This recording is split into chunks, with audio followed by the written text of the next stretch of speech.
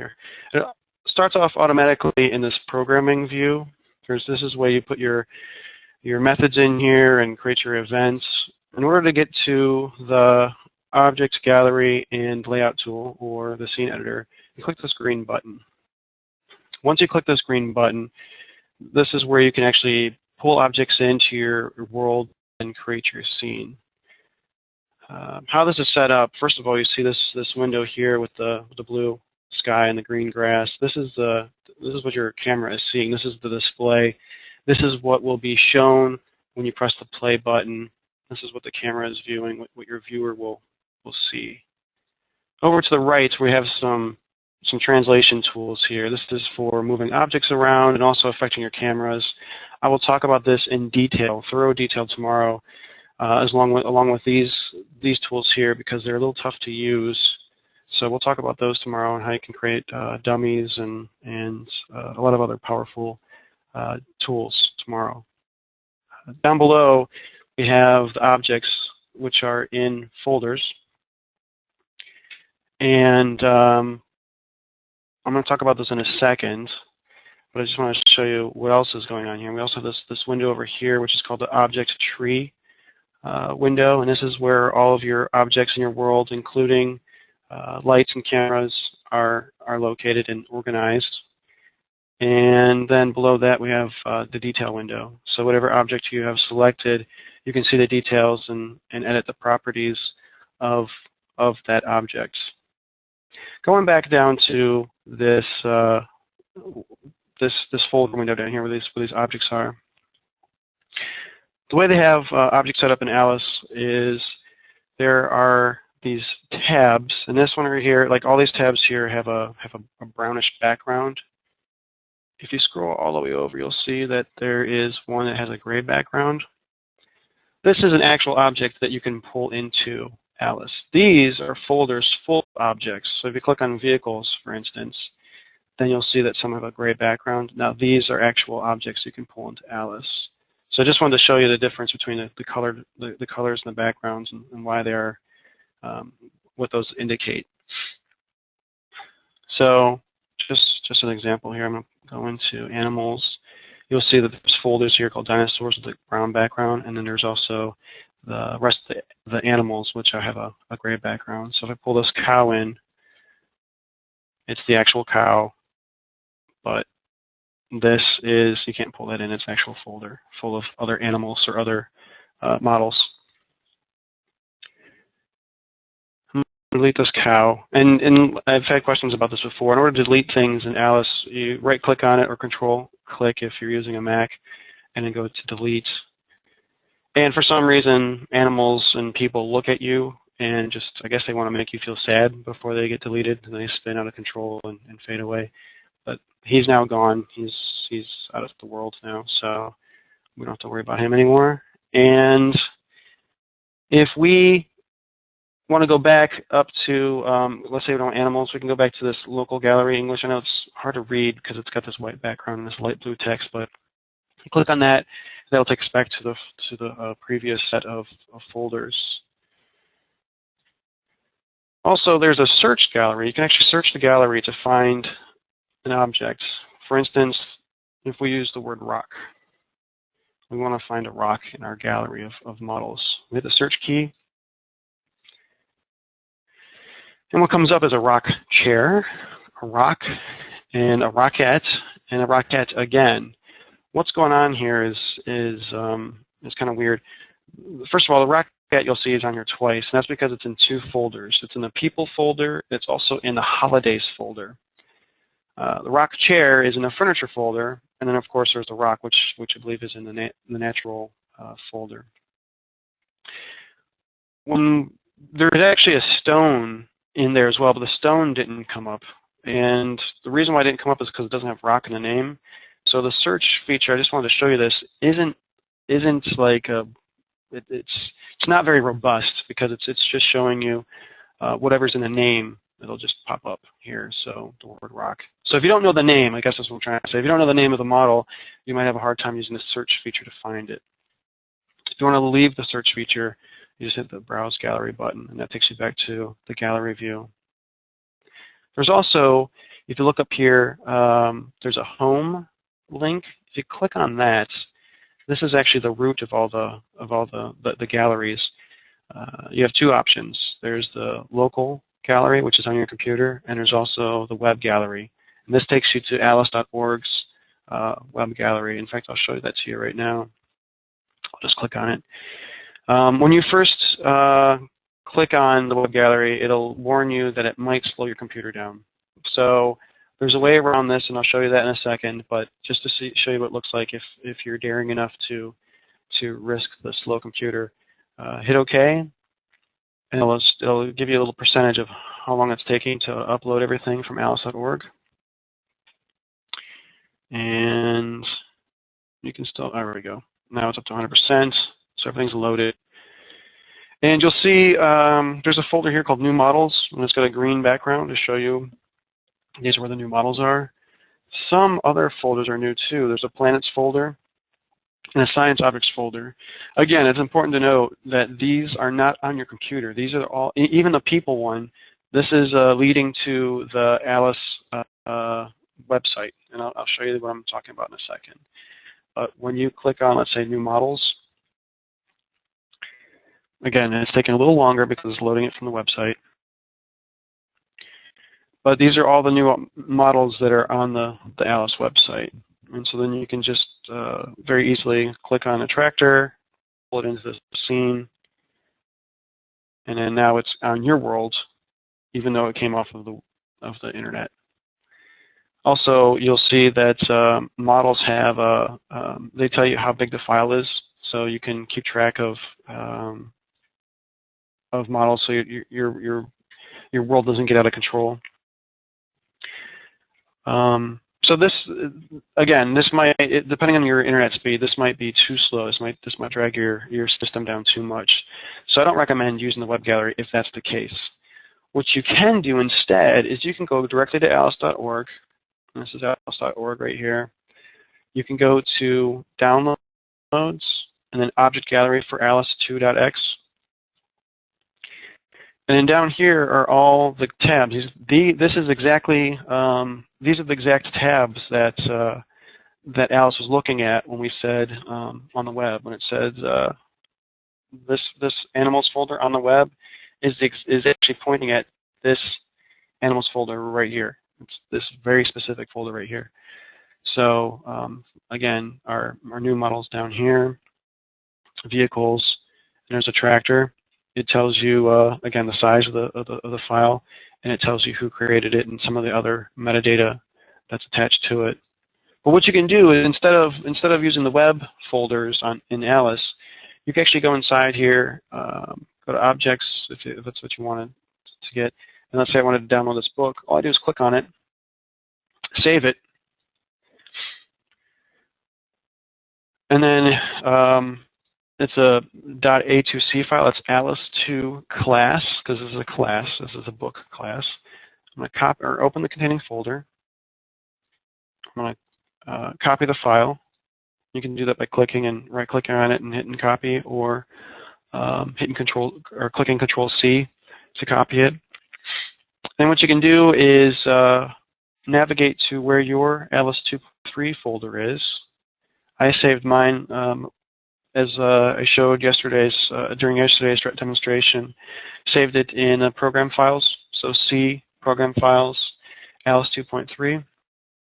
And once you find where Alice is, your alice.exe file, if you go into the required folder and go into gallery, choose English, then you can save your object in any of these folders, or, oh yeah, see there's the objects folder right there. You can also create your own folder and then save it in there. I'm just going to save it in the objects folder.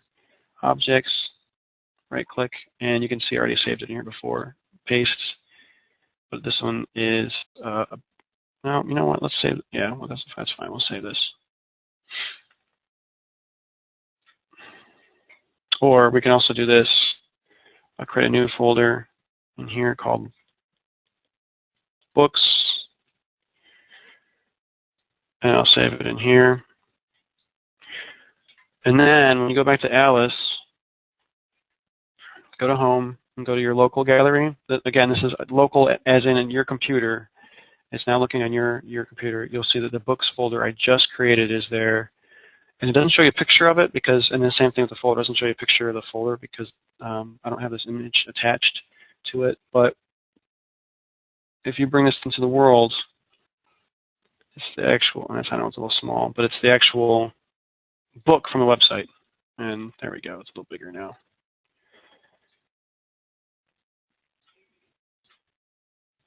Now, I'm using these tools to show you different things and sizing things. I'll talk about these tools in depth tomorrow, but for now I'm just using it for demonstration purposes so you can see things a little easier.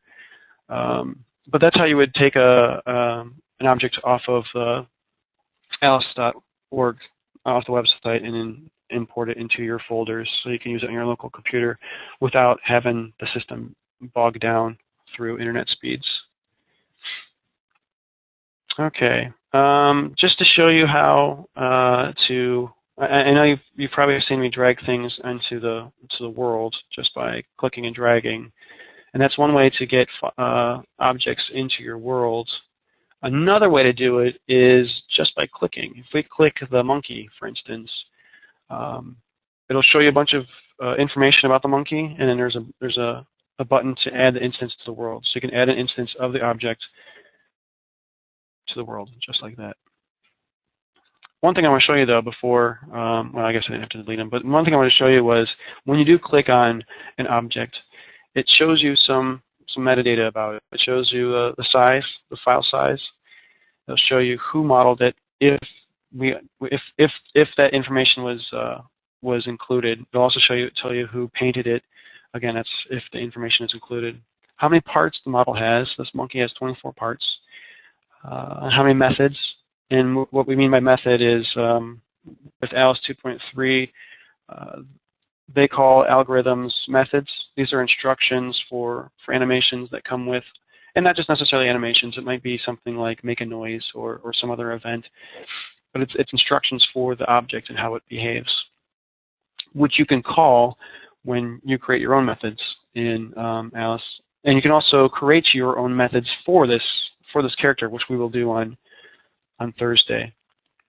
So, but anyway, I just wanted to let you know that you can see the methods before you even import the model into your world. And also, this is kind of important too, sounds. This particular object, the monkey, has the monkey screech sound attached to it. The reason why this is important is because any model you have, or any object you have in Alice, you can attach sounds to. Then, like you can import your own sounds, attach it to a model, and then export it as a class. And then anytime you want to use that model in another world, or if you want to share it with friends or with students, then they can that sound will automatically be attached with them. You don't have to send them the sound file too. It's automatically attached with them. In fact, a lot of times when you see a larger file size, it's usually because there's a sound attached to it. Okay. So I got this penguin here. I'm going to rotate him a little bit so he's facing the other way. Again, I'll put these tools tomorrow. But one of the things you might notice when I'm moving this guy around, or now that I have him selected, there's this yellow box around him. That yellow box is his bounding box. It's to show you that he's selected. If I have a mouse on this scene here, you'll see the mouse, nothing is selected right now, but if I select the mouse, the yellow box is around him. That's how you can tell if someone is selected. If the mouse is hidden, let's say the mouse is behind the penguin. Now, we know the mouse is still there because I can go like this and see him. But let's say, for instance, I didn't want to do that. I wanted the camera to stay in that previous position. I'm going to hit Control-Z to undo and Control-Z to undo again. So that mouse is back there still. And I don't know if he's selected or not. What you can do is you can look over into the object tree view over here, and you can see right now the world is selected by this blue background, and the letters become white. If you want to select the mouse, you click the mouse tab here, and now I'll have to prove it to you. This is now selected. Or if I click on the penguin becomes selected. If I click the ground, it becomes selected, but you can't see the bounding box. So a lot of times it's good to pay attention over here to see what's selected instead of using your scene, so you know And not just when you're setting your scene up, but also when you're animating or when you're setting up your methods and your programming. You want to make sure you have a keen eye on what's being selected, or else you might be animating the wrong thing. All right, little mouse, you're going to go away. I don't need you anymore. Bye-bye. Okay, I'm going to get my camera back in position. So, again, you can select objects just by clicking in the object tree over here. And if you click it again, you can actually change the name. And this is very handy. We don't want to change this. There we go, Penny. This is our character, Penny. Right now it doesn't make a huge difference. But if we had, I don't know, 7 different penguins, and each one had a different name and different personality and different action it was supposed to do, it would make a huge difference. Instead of Penguin 1 and Penguin 2, maybe there's Jumping Jack Penguin and Acrobat Penguin. Though that's when it becomes more handy. Also, you just noticed, or maybe you didn't notice, but I'm going to draw your attention to, there's this window that just popped out called Save. It's reminding you to save. Every 15 minutes is going to pop up and remind you to save. This is a great reminder. I do this, but I don't do this. What I do is I let it remind me, and I hit Remind Me Later. And then what I do is I go to File, Save World As, and then I usually have a name for my file. You can see that I already had one earlier. I'm going to save this. Click on this file here, and what I usually do is I'll name the file Penny the Penguin, and then _01. And what this 01 means is basically what save.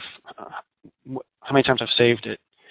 And the reason why, it's not that I keep track of these, it's because if I make 15 minutes worth of edits and they turn out to be bad, or I don't like the way it's going, or I deleted something by mistake, I didn't know it, I can go back and an older save and retrieve that file. So I'm going to save this as Penny the Penguin 02. And then if it pops up again, reminding me 15 minutes later, I will save it as Penny the Penguin 03. And I'll keep doing that so that I'm sure to at least have an older version of the file saved, and I'm not saving over it over and over again. And that's usually true of any file. Even if you're writing something in Word or Excel or some other program, it's a good habit to get into. Okay, so back to here. We just named Penny. If you look down here in the Details window, you'll see that it says Penny's Details. If you click on Grounds, it'll say Grounds Details. That's kind of cool. So what happens is, no matter what you rename objects in the world, let's just call it grass, it'll actually be changed down here as well. So it's easier to see the details of your objects. Also, you'll see that Penny has this plus sign next to its tab here. When you click on that plus sign, it opens up Penny, and it lets you know that there's other sub-objects for the penguin. In fact, some of these sub-objects have sub-objects of their own. But you can select the head, for instance. And I'm going to do this real quick, even though we'll talk about this tomorrow. But you can actually move the head around, and you can do animations. That's how we do things like animate the head turning and looking in different directions, or head looking up in the air, or I should say most objects in Alice have different subparts that you can animate, and this is pretty much how you do it. And some subparts have further subparts. So the upper beak, for instance, could be animated, as well as the lower beak. But these are both children objects to the head, and then the head is a child of Penny. And Penny, along with all these other objects, are, for the most part, sort of like children of the world. They all belong to the world object. So the world itself is an object. Now, you might notice that Penny and the grass have these, actually they all have, all these objects have, or all these elements have a drawing or an icon before it. And the grass and Penny have the same icon. It's this blue square with a red circle. These two guys are both models, and so they have the same, for the most part, the same list of properties down here.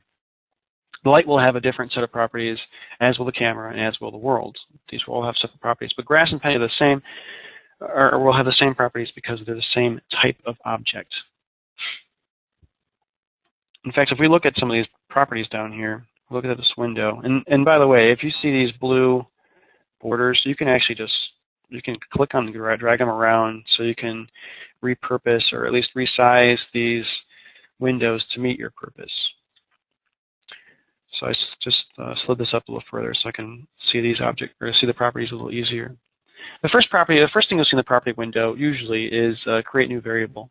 So you can create new variables that are specific, that are considered local for the object. So we'll talk about this more on Thursday when we create our own class. But right now, just know that it's there. And this is one of the ways you can create a variable. The next thing is capture pose. We'll definitely be talking about this on Thursday. This is a method or a way to animate your characters, but just know that it's there right now, and we'll be talking about it on Thursday. So the actual properties are down here for models. The first one is color, and it sounds like right away that you might be able to change the color of the object, and you kind of can, but it acts more like an overlay. So right now it's actually overlaying the object with the blue hue. And it works well on characters that are all white or lighter colors, but darker colors, it just adds the color to it. So it's just making it sort of a greener version of the dark parts of the penguin. It's not really changing the texture or the skin. It's just adding a hue to it. So it can be very helpful, but a lot of times it's 50-50 if it'll actually do what you want it to do or not. So there's the opacity here, and there's other ways that, let's say, just going back to color for a second, we'll talk about other ways. Let's say you wanted to make it look like there's a sunset. And that's the light bouncing off. There's other ways to do that. So no, there are ways to change color, and there's ways to change the texture, and there's actually ways to change the lighting too. Opacity. If you're not familiar with opacity, it's the level of how opaque the object is, and the lower the number, the more you can see through it. So at 0.3, it looks very ghostly. It looks a little weird because there's the subparts. You can see the leg, the actual way the model was built, with the leg is just a cylinder. But you do have the option to change the opacity, the transparency. So you can make things fade in and fade out. You can make things ghostly. It's kind of neat.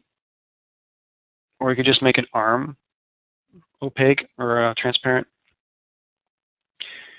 So the next thing here is a vehicle, and all objects are set, for the most part, are set to have the world as a vehicle. We'll talk more about this on Thursday when we're animating the Duke, but the vehicle, for the most part, is kind of like a vehicle in the real world, kind of. If you think of a car, once you're inside the car, that car is now your vehicle. Once it moves, you move with it. How Alice works is kind of the same way, but you don't necessarily have to be inside the car. If the car starts moving and it's considered your vehicle, you move with it. That's kind of how it works. I know it's kind of a bad example using the car, but you'll see what I'm talking about a little easier on Thursday. But just know that if something's a vehicle and it starts moving, you start moving, or whatever is attached to that vehicle starts moving too. There's a skin texture. Right now it's set to the penny texture. The penguin itself came with its own texture. So that's in the scene. You'll see there's a grass texture. That came in the scene with the grass object. So we could actually select penny, change the texture to the grass texture, and now we have some topiary, little penguin plants. Or we could change our camera view, and now our penguin is kind of camo, got a camo penguin. We just see the shadows. That's kind of neat, but that's not what we want to do right now. So we're going to change penny back to the penguin texture, and we'll move the camera back down too. Okay. Filling style, this, I don't think this is that handy, but it's kind of cool. You can change it to wireframe to the model or to show the vertices that were used. I know it's a little tough to see here, but it just shows all the dots, all the vertices, all the points that made up the penguin.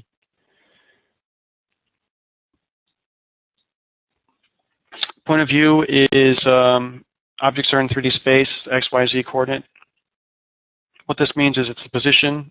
If you wanted to change it to 0, 0, 0, that means it would move the object to 0.000 in Alice, and then also orient it to 0, 0, 0.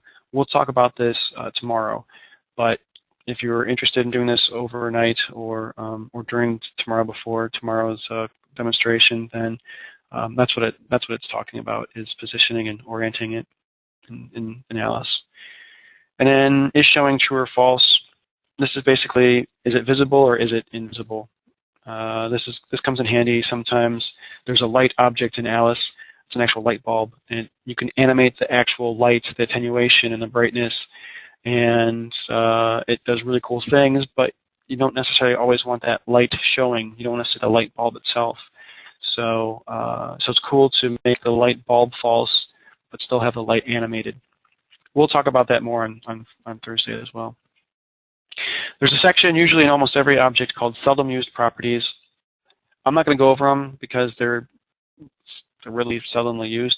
But if you were, interested in checking these out, just put up the plus sign and experiment. Sounds. This is where you import sounds. Again, the monkey had the screech, the monkey screech. This is where you would import sound for your object, and then you could use it, or you could also import it in the world and use it. But if you wanted to import it for a character and then use that character over and over again, this is where you would do that. Let's say you want to use it in other files, or you wanted to share it with other friends. You'd want to import that sound on the object itself. And then lastly, for models, we have texture maps. And this texture is the penny dot texture. If you look here, it says penny dot texture. That dot texture is this part, texture. This is the texture that came with the penguin. So you can import textures. They're just PNG files. So if you have Photoshop or GIMP or some other image creating software, you can create your own textures, import them, apply them to the ground, or apply them to objects. I'm going to pull in this moon texture here. And this is the same moon texture that comes with Alice for the ground when we select the moon world. And I'm going to change the skin texture of Penny to the moon. So now we have this kind of a statue. Looks like stone. So you can import texture maps here, and then once they're imported in the world, you can use them. Also, when you go to the skin texture, you can select none, and it makes it basically a solid white color for the object. I'm going to change it back to the penny texture. Okay. So those are the properties for solids, for models. When you go to camera, you'll have different properties. In fact, you're just basically loose properties. You have the vehicle and point of view. Everything else is missing. You'll have different properties when you go to seldomly used, but again, they're seldomly used, so I don't know if you necessarily want to check those out, but they can be kind of cool if you understand cameras in 3D space. The light object, however, has some pretty cool stuff. Every world has one light automatically assigned to it, and you can change the color of the light. In fact, let me pull this rabbit in here so you can see this a little easier. What you can do is select the light, and then you can change the color of the light. Let's say blue. And you'll notice it changed everything. It changed the rabbit, the penguin, and the ground to blue. Or let's change it to yellow. Adds a yellow hue to everything, except for the sky. The sky remains the same. And we'll get into that in a second. But I just want to show you that that's what the light does. In fact, you can also change the brightness. If we can change it to 2, the white parts of the world get brighter. If we go to 0.25, it gets darker. And if we go to 0, well, it really doesn't turn it to black, but it does make it darker. I'll explain why this happens and what's going on here and why it doesn't turn it black. You would think brightness equals 0. That would mean light's out. And it does. That means this light is not producing any light whatsoever. But I'll explain to you what's happening in 1 second. There's also a range. Let's just change this back to 1. There's also a range, and it's 256 meters. I have not had this work for me as far as like reduce the range to only show light for so long. I haven't had work for me, so I'm not sure if I'm doing something wrong. But yeah, there is. You can change it if you want to 1 meter, and supposedly it will affect something. Okay, so the last thing on here is the world, and let's turn the light back to no color. There we go. If you go to the world, you have different variables here too. Starting with atmosphere color, you'll notice the atmosphere color here looks very similar to the sky. The reason why that is because it actually does control the color of the sky. So if we change this to purple, the sky turns purple. It's pretty cool. You can animate all these properties I'm changing. You can animate, and even in the rabbit or the penguin, the grass, all this stuff is able to change over time, and you can control it. So you could very well create your own sunset and animate that. There's the ambient light color, and what this is the color of basically the shadows. Right now it's set to dark gray, and so the shadows here and the shadows on the rabbit's back, underneath the penguin's head, this is set to dark gray. If we set this to yellow, you'll see that all those shadows have changed to yellow. This is why when we set our light to 0, you'll see now that everything is yellow. This is why, because there was this ambient light is still on. So even though our lights went out, our ambient light is still set to 1. You can see brightness here. If we set this to 0, it now goes to black. So that's how you can affect the way the world is lit. We'll talk about this more on Thursday as well. You'll see one of the worlds you'll get on Friday is a night lit world, and it's played around with the world light options to make it look like night. It's pretty cool. But you'll get that as a download on Friday. I'm going to change these back to the default colors. Gray, atmosphere color, we'll go back to, well, we'll go back to blue. We'll go that color blue. And light, we'll go back to 1. I don't know if you saw that, what I did there when I changed the color of the sky. You can change there's default colors here, but there's also an other section. If you click on this, the first option is swatches. You can actually you can select these swatches here, and you can have an example down here to see what it looks like against different backgrounds and in different forms. There's also the hue, saturation, and black option. This is where you can actually change variables for the hue, the saturation, and black. So how dark it is, how saturated the color is, and then what hue you want. And then you can choose from here to select your color. And there's also RGB. So you can use, if you already know the variables or the values for the red, green, and blue, you can select your color that way as well. Okay, oops, let's change it right to that blue. There we go. And one of the really cool things in Alice, which a lot of people don't know about, is you can actually put fog in here. So right now the fog style is set to none. Yep, okay, remind me later, but I'm going to save that as 03. That way it won't save over my last save.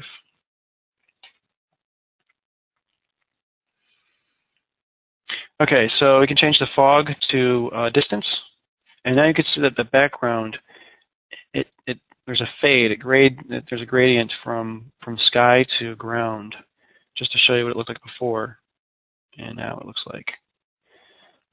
Pretty cool. If we change that atmosphere color to gray, we can actually make it look like fog. Right now it's set to distance. You can set this to density, and it makes it really foggy. And we can move this rabbit to the background, so it just gets slightly. You can slightly see it right there. Barely see the rabbit. But if we go back to and you can change the density right now. If it's set the density, you can change the density by playing with the values here, and you can't see the penguin anymore. 0.5. I'm going to go to 0.05. There you go. So you can change the values here. Also, I don't know if you saw what I just did there, but I went to Other. Anytime you have a numerical value that you can adjust, if you go to Other, it brings up this sort of like a calculator view, and then you can input your the value that you want to create using the buttons, or you can just type it in here, 0.025. Okay. And then lastly, what you can do is you can change the distance, or if you use distance, you can actually change how the fog is affected by using the near distance and far distance. What this means is from 0 to 1 meters away from the camera, it's going to be no fog. From 256 meters away from the camera and beyond, it's going to be 100% fog. And anything in between 1 to 256 is going to gradiate. Is going to be a gradient from 0 to 100. Just to show you what I mean by that, if we set the near distance to 10, what's happening is this part here became clearer because now at the 10 meter mark, I'm not sure if the penguin's at 10 meter mark, but we'll say that he is. At the 10 meter mark, that's when the fog actually starts. And then by the time it gets to 256 meter, way back here, that's when it's 100% fog. If we reduce the far end to, we'll say 50. Now, from 10 meters to 50 meters, there's a gradient of fog. It gets thicker and thicker as it goes back, and then once it gets to the 50 meter mark, that's 100% fog or 100% atmosphere. So you can affect these. You can change these around so that so you can get the fog to look exactly the way you want it to look.